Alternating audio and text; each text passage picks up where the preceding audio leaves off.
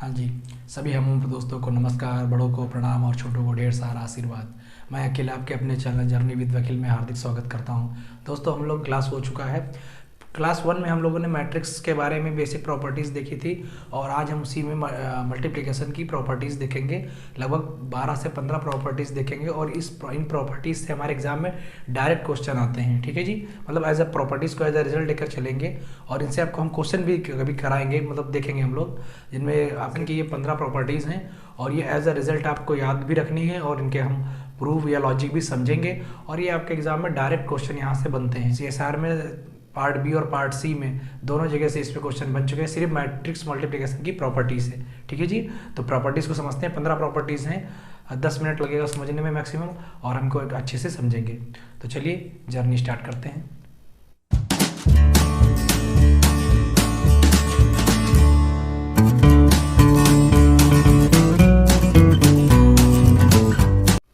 तो सबसे पहली प्रॉपर्टी हमारी क्या है? Matrix multiplication is not commutative in general. मतलब अगर मैट्रिक्स मल्टीप्लिकेशन की हम बात करें तो वो हमारा कम्यूटेटिव नहीं होता। कम्यूटेटिव क्या है? जब हमने रियल की क्लास ली थी और उसमें हमने अलजेब्राइक प्रॉपर्टीज़ बताई थी आर की, या बिल्कुल बेसिक से, तो कम्यूटेटिव का मतलब था कि A operation B equal to B operation A अगर हो, जहाँ पर ए और बी हमारे कोई दो रियल नंबर थे तो वो रियल नंबर के लिए था। यहाँ पर हम क्या बात कर रहे हैं? मैट्रिक्स की बात कर रहे हैं। तो हम यहाँ बोलेंगे कि अगर हमारी ए मैट्रिक्स से है और बी है, तो अगर हम ए बी करते हैं तो वो बी ए के इक्वल नहीं होगा इन जनरल। ठीक है, तो पहले हमारी प्रॉपर्टी समझ में आ गई और ये बहुत डायरेक्ट रिजल्ट की तरह इसको यूज़ करेंगे इस प्रॉपर्टी को। तो क्या प्रॉपर्टी हमारी बनी कि इन जनरल ए बी और बी ए इक्वल नहीं होते हैं, मतलब दो मैट्रिक्स का मल्टीप्लिकेशन इन जनरल कम्यूटेटिव नहीं होता है। ठीक है, सेकंड क्या है? एसोसिएटिव मल्टीप्लिकेशन एसोसिएटिव होता है। अगर हम ए लें फिर बी ऑपरेशन सी करें, या पहले ए बी पे ऑपरेशन कर लें और फिर सी पर करें, ये दोनों इक्वल होते हैं, मतलब ये मल्टीप्लिकेशन जो हमारा एसोसिएटिव होता है। थर्ड क्या बोला गया है? Multiplication distributive over addition.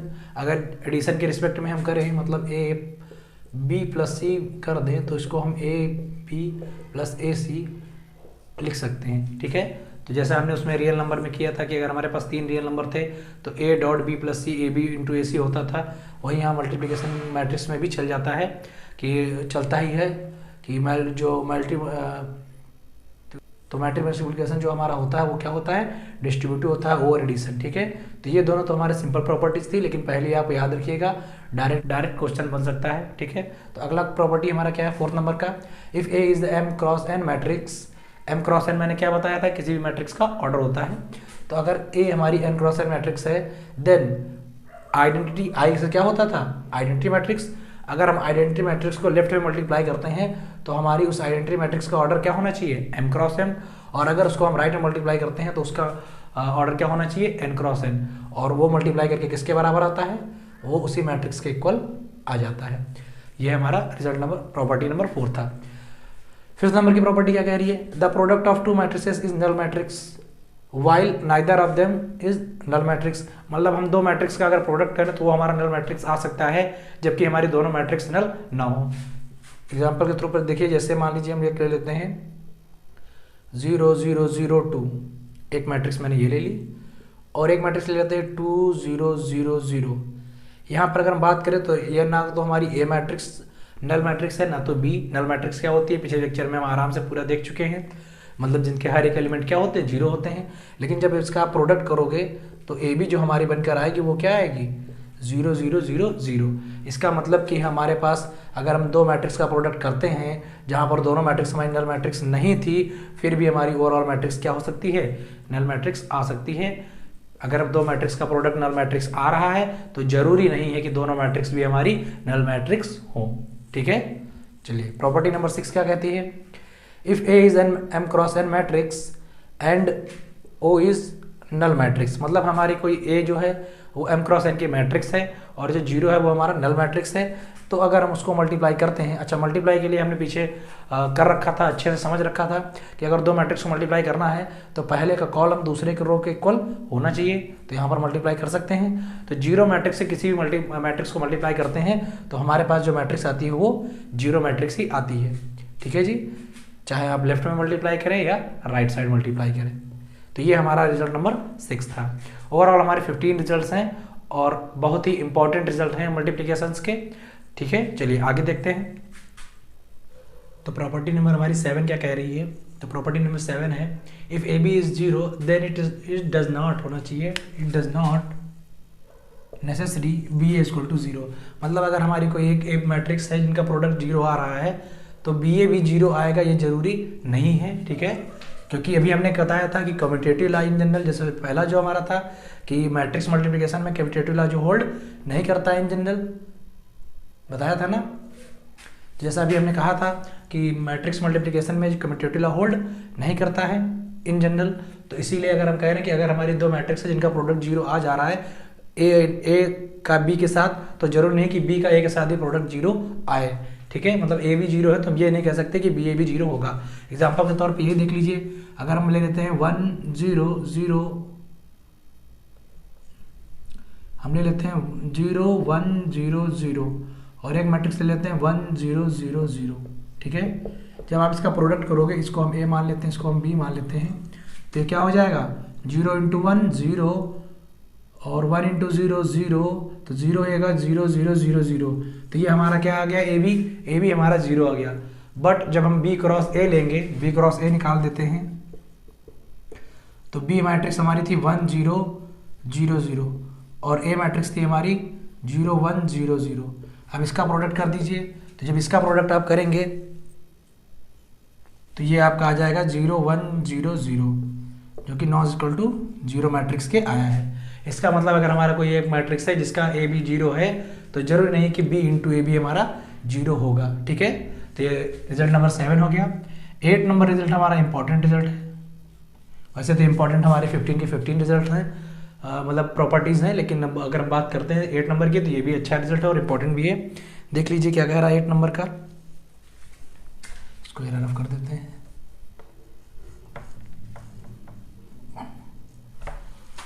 तो 8 नंबर का हमारा क्या कह रहा है, पहले डिफरेंस समझते हैं पहले कि A and B are two any n cross n complex matrix if sum of element of each row और column of A is K1।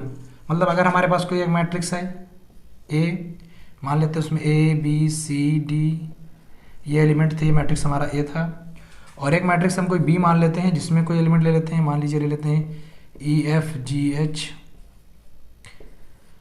तो कह रहे हैं कि अगर जो ए बी था इसका जो रो थे, तो रो का जो सम था वो K1 था, ईच रो का सम K1 था, and sum of elements of each row of B is K2, और इसमें जो सम था वो K2 था। तो इन्होंने कहा कि अगर आप इनका प्रोडक्ट करेंगे then sum of elements of each row of A B, अगर हम ए बी को फाइंड करें तो उसमें हमारी जो रो आएंगी उन रो का, या कॉलम अगर कर रहे हैं तो कॉलम का जो प्रोडक्ट होगा, जो कॉलम या कर रहे हैं तो कॉलम का जो सम होगा वो हमारा क्या होगा K1 और K2 होगा, K1 और K2 होगा।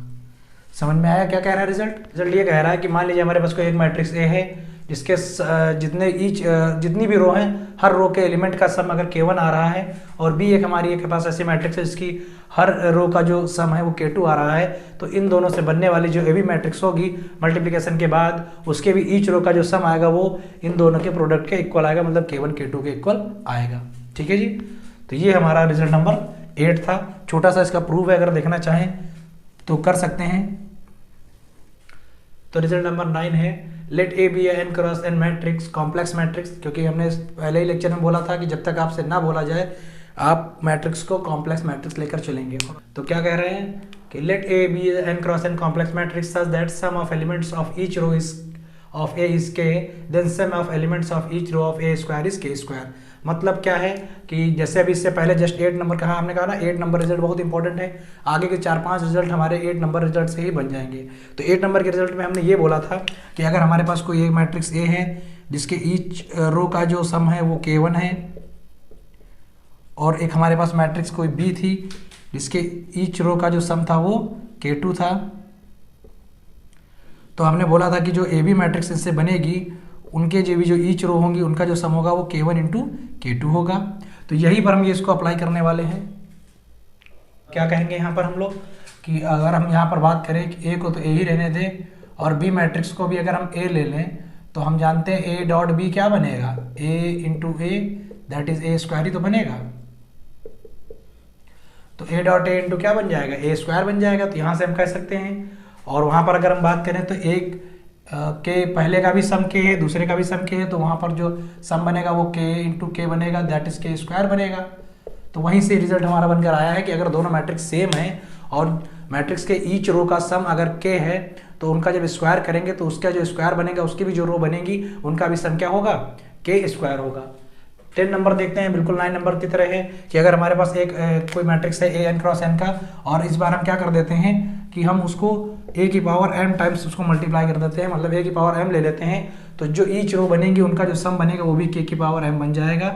ठीक है जी, तो ये 9 नंबर का ही रिजल्ट का ही रूप है। अब 11 नंबर देखते हैं। 11 नंबर थोड़ा सा चेंज है, ध्यान दीजिएगा कि अगर हमारे पास ए और बी कोई दो मैट्रिक्स हैं, और फिर से वही बात कही जा रही है यहाँ तक तो कि ए के जो जितनी भी रो हैं उनका सम k1 है, और बी की जितनी भी रो है उनका ईच रो का सम अलग अलग जो बात हो रही है k2 k2 k2 है। तो अगर हम बात करें sum of all element of A B, इस बार हम ए बी की रो की बात नहीं कर रहे हैं, हम ए बी में जितने भी रो बन रही हैं उसमें जितने भी एलिमेंट हैं उन सबका अगर हम सम बात करें तो वो n times k1 into k2 बनेगी। जहाँ अगर हमारे पास कोई दो मैट्रिक्स हैं, देखिए 11 नंबर भी आपका 10 नंबर से आया है और 10 नंबर आपका 9 नंबर का रूप है और 9 नंबर आपका 8 का रूप है। तो मतलब अगर आपने 8 बढ़िया से रिजल्ट को दिमाग में बैठा लिया, अगर अच्छा समझ लिया, तो 9, 10, 11 रिजल्ट आपके सेम उसी पर हैं। ठीक है जी, तो 11 नंबर ने क्या बोला है कि अगर ए की जितनी भी रो है उनका सम k1 k1 k1 है और बी की जितनी भी रो है उनका सम k2 k2 k2 है, तो अगर हम उससे ए बी मैट्रिक्स बनाते हैं और उस ए बी मैट्रिक्स में हम ईच रो को छोड़िए, हम ओवरऑल जितने भी एलिमेंट बन रहे हैं सबका सम अगर ले लेते हैं तो n dot k1 into k2 आएगा। ठीक है, तो ये रिजल्ट नंबर 11 था।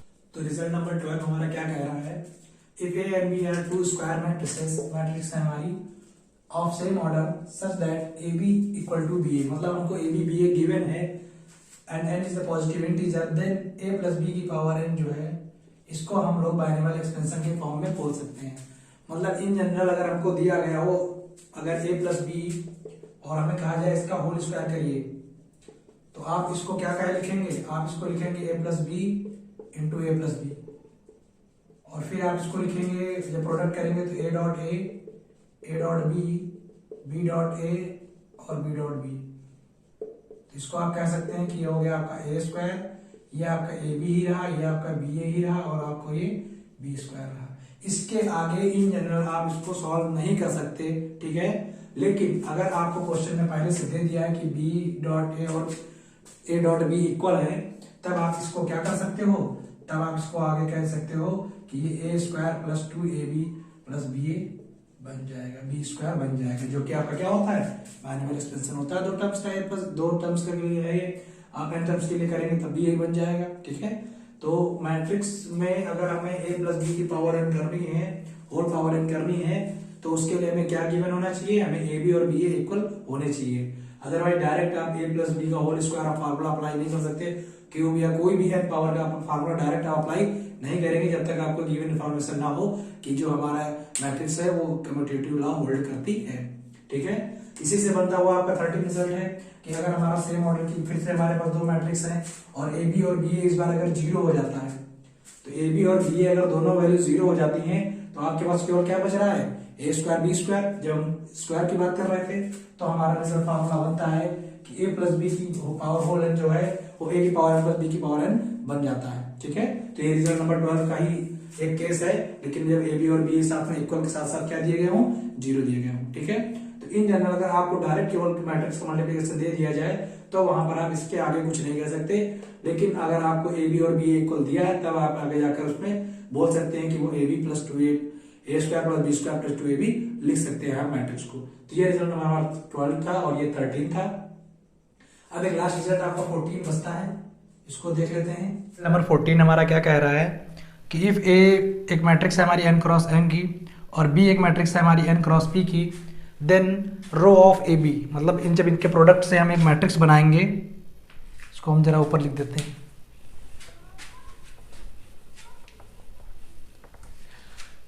तो अगर हमारे पास ए बी जब बनाएंगे जो हम, वो हमारी क्या बनेगी, प्रोडक्ट हो जाएगा यहाँ पर, तो वो हमारी बनेगी m क्रॉस p की।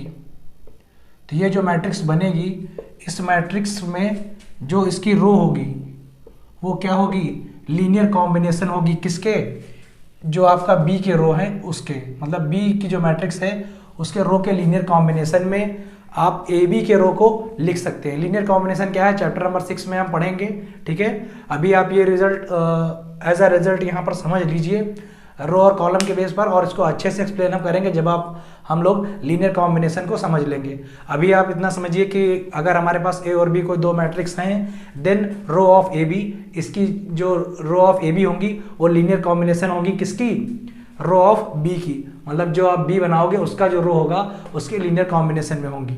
सिमिलरली जो आप कॉलम होंगे जो ए बी के, ये जो ए बी के जो आपके कॉलम होंगे वो भी लीनियर कॉम्बिनेशन में होंगे कॉलम ऑफ ए के कॉलम के, ठीक है। तो ये हमारा रिजल्ट नंबर 14 था।